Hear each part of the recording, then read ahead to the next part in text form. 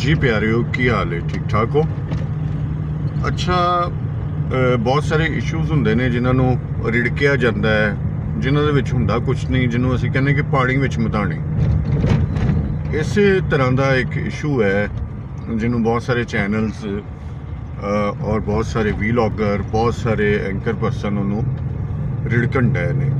ਯਾਨੀ ਉਹਦੇ 'ਚ ਹੈ ਕੁਛ ਨਹੀਂ ਹੈ, ਸਿਰਫ ਵਿਊਜ਼ ਦੀ ਖਾਤਰ ਉਹਦੇ 'ਚ ਬਹੁਤ ਸਾਰੇ ਨੈਗੇਟਿਵ ਪਹਿਲੂ ਕੱਢੇ ਜਾ ਰਹੇ ਨੇ। ਸ਼ਾਇਦ ਸਾਡੀ ਹਿੱਸਾ ਬਣ ਗਿਆ ਵਤੀਰੇ ਦਾ ਕਿ ਅਸੀਂ ਪੋਜ਼ੀਟਿਵ ਸੈਂਸ ਵਿੱਚ ਕੁਝ ਚੀਜ਼ਾਂ ਨੂੰ ਵੇਖਣਾ ਛੱਡ ਦਿੱਤਾ ਹੈ, ਜਾਂ ਅਸੀਂ ਵੇਖਣਾ ਨਹੀਂ ਚਾਹੁੰਦੇ, ਜਾਂ ਸਾਡੇ ਵਿੱਚੋਂ ਪੋਜ਼ੀਟਿਵਿਟੀ ਖਤਮ ਹੁੰਦੀ ਜਾ ਰਹੀ ਹੈ, ਤੇ ਇਹ ਬਹੁਤ ਮਾੜੀ ਗੱਲ ਹੈ। ਅੱਜ ਵੀ ਇਸ ਤਰ੍ਹਾਂ ਦਾ ਇੱਕ ਸੁਭਾਅ ਹੋਇਆ ਵਾਕਿਆ, ਔਰ ਇਹ ਕੋਈ ਤਕਰੀਬਨ 10 ਦਿਨ ਹੋ ਗਏ ਨੇ ਚੱਲ ਰਿਹਾ ਹੈ। ਮੈਂ ਸਮਝਦਾ ਹੈ ਕਿ ਸਾਨੂੰ ਵੀ ਪੋਜ਼ੀਟਿਵ, ਅਗਰ ਆਪਣੀ ਰੂਹ ਨੂੰ ਵੀ ਸਕੂਨ ਦੇਣਾ ਔਰ ਅਸੀਂ ਮੁਆਸ਼ਰੇ ਦੇ ਵਿੱਚ ਵੀ ਅਮਨ ਕਾਇਮ ਕਰਨਾ, ਤੇ ਸਾਨੂੰ ਪੋਜ਼ੀਟਿਵ ਚੀਜ਼ਾਂ ਨੂੰ ਵੇਖਣ ਦੀ ਜ਼ਰੂਰਤ ਹੈ। ਖਲੀਲੁਰ ਰਹਿਮਾਨ ਕਮਰ ਪਿਛਲੇ ਦਿਨਾਂ ਦੇ ਵਿੱਚ ਜਿਸ ਤਰ੍ਹਾਂ ਗਿਆ, ਜੋ ਕੀਤਾ, ਉਹ ਉਹਨਾਂ ਦਾ ਜ਼ਾਤੀ ਫੇਲ ਹੈ। ਠੀਕ ਹੈ, ਉਹ ਮੀਡੀਆ ਦੇ ਉੱਤੇ ਕੋਈ ਉਹਨਾਂ ਦਾ ਅੱਛਾ ਰਵੱਈਆ ਨਹੀਂ ਰਿਹਾ ਖਵਾਤੀਨ ਦੇ ਬਾਰੇ, ਔਰ ਬਹੁਤ ਜ਼ਿਆਦਾ ਉਹ ਪਰਹੇਜ਼ਗਾਰ ਔਰ ਪਤਾ ਨਹੀਂ ਕੀ ਬਣਨ ਦੀ ਕੋਸ਼ਿਸ਼ ਕਰਦੇ ਰਹੇ ਨੇ, ਹੈ ਨਹੀਂ ਸਨ। ਇਹ ਉਹਨਾਂ ਦਾ ਜ਼ਾਤੀ ਮਾਮਲਾ ਹੈ। ਅੱਛਾ, ਜਿਨ੍ਹਾਂ ਨਾਲ ਜੋ ਹੋਇਆ ਉਹਨਾਂ ਨੇ ਵੀ ਉਹਦੇ ਨਾਲ ਜੋ ਕੀਤਾ, ਉਹ ਵੀ ਉਹਨਾਂ ਦਾ ਜ਼ਾਤੀ ਮਾਮਲਾ ਹੈ। ਮਤਲਬ ਉਹਨਾਂ ਦਾ ਆਪਸੀ ਤਾਲੁਕ ਹੈ ਸੀ।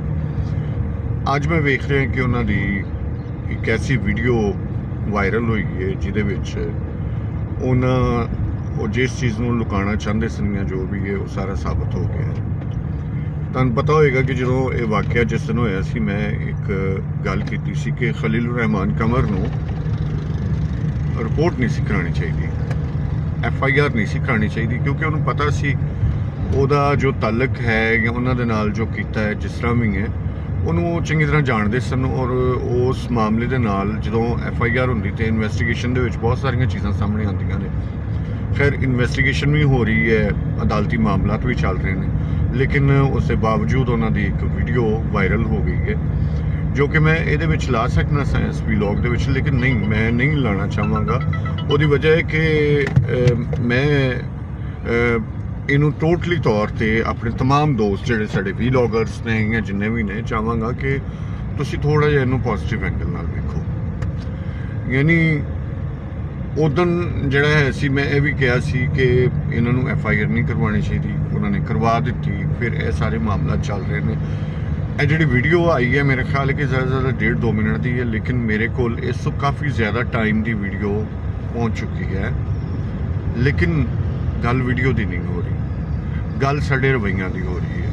ਹੁਣ ਬਹੁਤ ਸਾਰੇ ਲੋਕ ਜੋ ਨੈਗੇਟਿਵ ਪਹਿਲੂ ਨਾਲ ਉਹਦੇ 'ਤੇ ਇੰਨੀ ਜ਼ਿਆਦਾ ਤਨਕੀਦ ਕਰ ਰਹੇ ਨੇ, ਉਹ ਇਮਾਨਦਾਰੀ ਨਾਲ ਆਪਣੇ ਗਰੀਬਾਨ ਵਿੱਚ ਝਾਤੀ ਪਾ ਕੇ ਵੇਖਣ ਕਿ ਕਿਆ ਉਹਨਾਂ ਨੇ ਕਦੀ ਐਸਾ ਕੁਝ ਨਹੀਂ ਕੀਤਾ।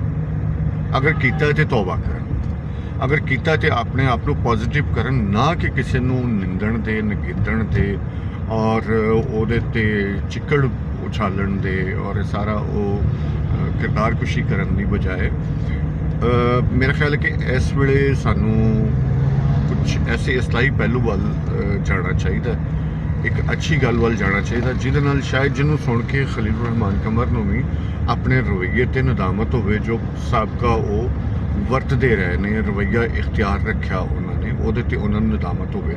ਅਸੀਂ ਇਸੇ ਹੀ ਮਾਮਲੇ ਦੇ ਵਿੱਚ, ਤੁਹਾਨੂੰ ਪਤਾ ਹੈ ਕਿ ਇੱਕ ਬੜਾ ਅੱਛਾ ਐਂਕਰ ਔਰ ਬੜਾ ਹਸਮੁਖ ਜਿਹਾ ਇਨਸਾਨ ਉਹ ਅਸੀਂ ਗੁਆ ਬੈਠੇ, ਜਿਹਦਾ ਕਿ ਸਾਰੇ ਹੀ ਨਾ ਜਾਣਦੇ ਨੇ, ਡਾਕਟਰ ਆਮਰ ਲਿਆਕਤ।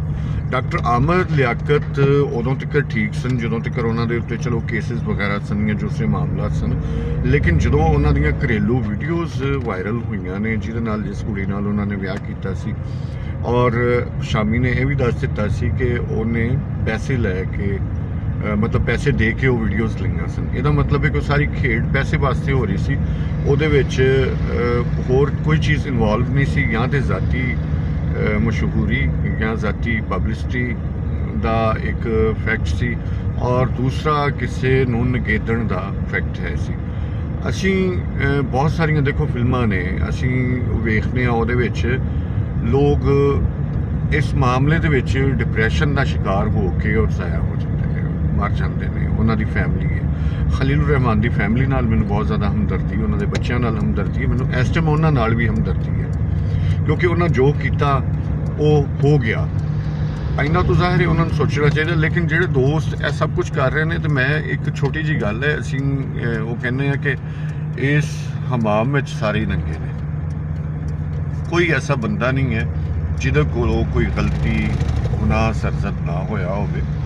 ਕੋਸ਼ਿਸ਼ ਕਰਨੀ ਚਾਹੀਦੀ ਕਿ ਯਾਰ ਉਹਦੀ ਇਸਲਾਹ ਕੀਤੀ ਜਾਵੇ, ਅਸੀਂ ਉਸ ਗੁਨਾਹ ਤੋਂ ਤੌਬਾ ਕਰ ਲਈਏ, ਜਾਂ ਅਸੀਂ ਕਮ ਅਜ਼ ਕਮ ਦੂਸਰਿਆਂ ਨੂੰ ਤਾਂ ਬਦਨਾਮ ਨਾ ਕਰੀਏ। ਜਦੋਂ ਉਹ ਪਰਵਰਦਿਗਾਰ ਸਾਰਿਆਂ ਦੇ ਪਰਦੇ ਰੱਖਦਾ ਹੈ, ਔਰ ਅਸੀਂ ਦੁਆ ਕਰਨੇ ਕਿ ਰੱਬਾ ਸਾਡੇ ਵੀ ਪਰਦੇ ਰੱਖੀ।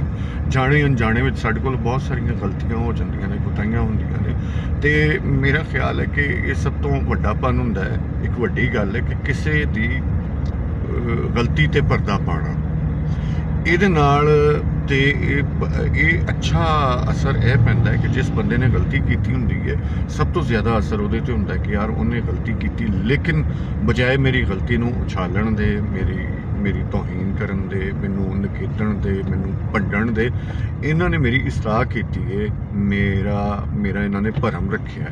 ਸੋ ਆਇੰਦਾ ਤੋਂ ਉਹ ਬੰਦਾ ਵੀ ਉਹਦੇ ਵਾਸਤੇ ਜ਼ਰਾ ਯਾਨੀ ਉਹਦੇ ਅੰਦਰ ਇੱਕ ਸ਼ੁਕਰਾਨੇ ਦੀ ਕੈਫੀਅਤ ਵੀ ਆਉਂਦੀ ਹੈ ਤੁਹਾਡੇ ਵਾਸਤੇ, ਔਰ ਉਹ ਸਹੀ ਹੋਣ ਦੀ ਕੋਸ਼ਿਸ਼ ਕਰਨਾ ਸ਼ੁਰੂ ਕਰ ਦਿੰਦਾ ਹੈ ਕਿ ਯਾਰ ਨਹੀਂ, ਜੋ ਮੈਂ ਕੀਤਾ ਇਹ ਗਲਤ ਸੀ।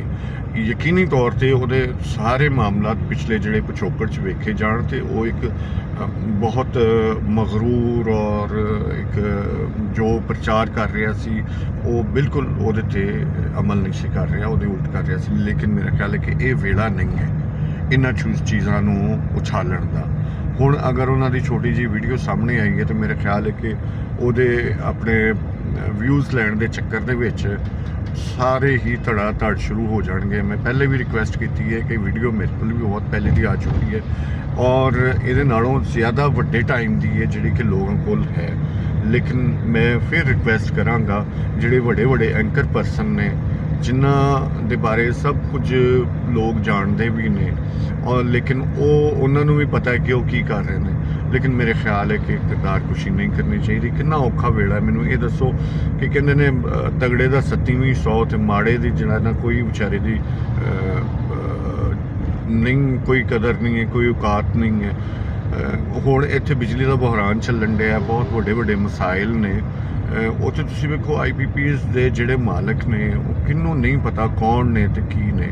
ਉਹਦੇ ਬਾਰੇ ਕਿਸੇ ਕਦੀ ਐਂਕਰ ਪਰਸਨ ਨੇ ਕਿਸੇ ਇੱਕ ਬੰਦੇ ਬਾਰੇ ਗੱਲ ਕੀਤੀ ਹੋਵੇ ਕਿ ਜੋ ਕੌਮ ਨਾਲ ਜ਼ਿਆਦਤੀ ਹੋ ਰਹੀ ਹੈ, ਜੋ ਆਮ ਲੋਕਾਂ ਨਾਲ ਜ਼ਿਆਦਤੀ ਹੋ ਰਹੀ ਹੈ? ਨਹੀਂ। ਤੇ ਇਹ ਮਤਲਬ ਇਹੋ ਜਿਹੇ ਹੋਛੇ ਜਿਹੇ ਸਬਜੈਕਟ ਲੈ ਕੇ ਤੇ ਉਹਨਾਂ ਦੇ ਉੱਤੇ ਆਪਣੇ ਵਿਊਜ਼ ਇਕੱਠੇ ਕਰਨਾ, ਮੈਂ ਨਹੀਂ ਸਮਝਦਾ ਕੋਈ ਚੰਗੀ ਗੱਲ ਹੈ।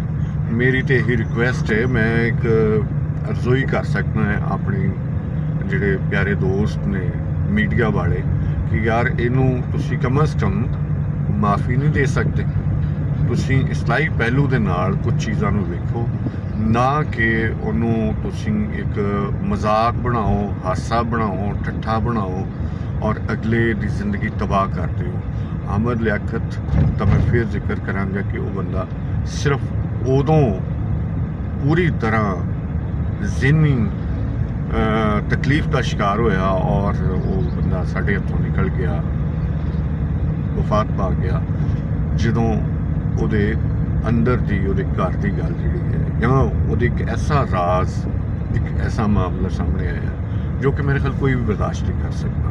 ਤੇ ਮੇਰੇ ਖਿਆਲ ਸਾਡੇ ਕੋਲ ਸਾਰਿਆਂ ਕੋਲੋਂ ਗਲਤੀਆਂ ਕੁਤਾਹੀਆਂ ਹੁੰਦੀਆਂ, ਕਿਸੇ ਕੋਲ ਵੱਡੀ ਥੋੜੀ ਮੋਟੀ, ਤੇ ਉਸ ਦਿਨ ਤੋਂ ਡਰਨਾ ਚਾਹੀਦਾ ਹੈ। ਔਰ ਮੈਂ ਵੀ ਰਿਕੁਐਸਟ ਕਰਾਂਗਾ ਹੁਕਾਮੇ ਬਾਲਾ ਤੋਂ ਕਿ ਇਹੋ ਜਿਹੀ ਵੀਡੀਓਜ਼ ਕਿਸੇ ਸ਼ਖਸੀਅਤ ਬਾਰੇ ਜਦੋਂ ਆਉਂਦੀਆਂ ਨੇ, ਪਹਿਲੇ ਤੇ ਉਹਦੀ ਰੋਕਥਾਮ ਕਰਨੀ ਚਾਹੀਦੀ ਹੈ। ਤੁਹਾਡੇ ਕੋਲ ਹੁਣ ਤੇ ਬਹੁਤ ਵੱਡਾ ਕੰਟਰੋਲ ਹੈ, ਤੁਸੀਂ ਉਹਨੂੰ ਰੋਕ ਸਕਦੇ ਹੋ ਸੋਸ਼ਲ ਮੀਡੀਆ ਤੇ, ਔਰ ਫਿਰ ਇਹਦੇ ਤੇ ਤੁਸੀਂ ਪਾਬੰਦੀ ਲਾ ਦਿਓ ਕਿ ਉਹਨੂੰ, ਉਹਦੇ ਕਿਸੇ ਵੀ ਨੈਗੇਟਿਵ ਪਹਿਲੂ ਨੂੰ ਜਾਂ ਉਹਨੂੰ ਉਛਾਲਣ ਵਾਸਤੇ ਕੋਈ ਹਥਕੰਡਾ ਨਾ ਇਸਤੇਮਾਲ ਕੀਤਾ ਜਾਏ, ਕੋਈ ਵੀਲੌਗ ਨਾ ਬਣੇ, ਕੋਈ ਇਸ ਤਰ੍ਹਾਂ ਦੇ ਰਿਐਕਟ ਨਾ ਬਣਨ, ਕੋਈ ਇਸ ਤਰ੍ਹਾਂ ਦੀਆਂ ਚੀਜ਼ਾਂ ਨਾ ਹੋਣ ਜਿਹਦੇ ਨਾਲ ਅਗਲੇ ਬੰਦਾ ਉਹਨੂੰ ਉਹ ਜ਼ਿਹਨੀ ਤਕਲੀਫ ਦਾ ਸ਼ਿਕਾਰ ਹੋਵੇ ਔਰ ਜ਼ਿਹਨੀ ਅਜ਼ੀਅਤ ਵਿੱਚ ਪੈ ਜਾਵੇ ਤੇ ਫਿਰ ਅਸੀਂ ਪਛਤਾਈਏ ਕਿ ਸਾਨੂੰ ਇਹ ਨਹੀਂ ਸੀ ਕਰਨਾ ਚਾਹੀਦਾ। ਬਹੁਤ ਮਿਹਰਬਾਨੀ, ਥੋੜੇ ਨੂੰ ਬਹੁਤਾ ਜਾਣੇ ਹਜੇ, ਗੱਲਾਂ ਬਹੁਤ ਸਾਰੀਆਂ ਹੋ ਸਕਦੀਆਂ ਨੇ, ਲੇਕਿਨ ਇਸ ਟਾਈਮ ਡਰਾਈਵ ਦੇ ਦਰਮਿਆਨ ਮੇਰਾ ਮਕਸਦ ਗੱਲ ਕਰਨ ਦਾ ਸਿਰਫ ਔਰ ਸਿਰਫ ਇਹੀ ਸੀ ਕਿ ਆਪਣੇ ਦੋਸਤਾਂ ਅੱਗੇ ਇੱਕ ਰਿਕੁਐਸਟ ਰੱਖਾਂ, ਇੱਕ ਅਰਜ਼ੋਈ ਹੈ। ਕੋਈ ਮਤਲਬ ਮੈਨੂੰ ਕਿਸੇ ਅਬਿਊਜ਼ ਵਗੈਰਾ ਦੀ ਕੋਈ ਜ਼ਰੂਰਤ ਨਹੀਂ ਹੈ ਕਿ ਬਹੁਤ ਜ਼ਿਆਦਾ ਹੋਣ ਜਾਂ ਜਿਸ ਤਰ੍ਹਾਂ ਵੀ ਨਾ। ਬਹੁਤ ਮਿਹਰਬਾਨੀ, ਮੇਰੇ ਸਿਰਫ ਉਹ ਲੋਕ ਸੁਣ ਲੈਣ ਜਿਨ੍ਹਾਂ ਦੀ ਗੱਲ ਲੋਕੀ ਸੁਣਦੇ ਨੇ। ਮੇਰੀ ਤੇ ਚਲੋ ਕੋਈ ਨਹੀਂ ਸੁਣਦਾ, ਪਰ ਮੈਂ ਚਾਹ ਰਿਹਾ ਕਿ ਮੇਰੀ ਗੱਲ ਉਹ ਸੁਣ ਲੈਣ ਜਿਨ੍ਹਾਂ ਦੀ ਆਵਾਜ਼ ਲੋਕੀ ਸੁਣਦੇ ਨੇ। ਤੁਹਾਡੀ ਮਿਹਰਬਾਨੀ ਹੈ, ਇਸ ਚੀਜ਼ ਨੂੰ ਥੋੜ੍ਹਾ ਜਿਹਾ ਪੋਜ਼ਿਟਿਵਲੀ ਕਰੋ ਔਰ ਇਹ ਜਿਹੜੀ ਨੈਗੇਟਿਵ ਵਾਈਬਸ ਨੇ ਔਰ ਉਸ ਬੰਦੇ ਬਾਰੇ ਇੱਕ ਇਨਫੋਰਮੇਸ਼ਨ ਹੈ, ਠੀਕ ਹੈ ਜੋ ਵੀ ਹੋਇਆ, ਲੇਕਿਨ ਕੋਸ਼ਿਸ਼ ਕੀਤੀ ਜਾਵੇ ਕਿ ਤੁਸੀਂ ਉਹਦੇ ਤੇ ਪਰਦਾ ਪਾਓ। ਬਹੁਤ ਮਿਹਰਬਾਨੀ, ਸ਼ੁਕਰੀਆ ਜੀ।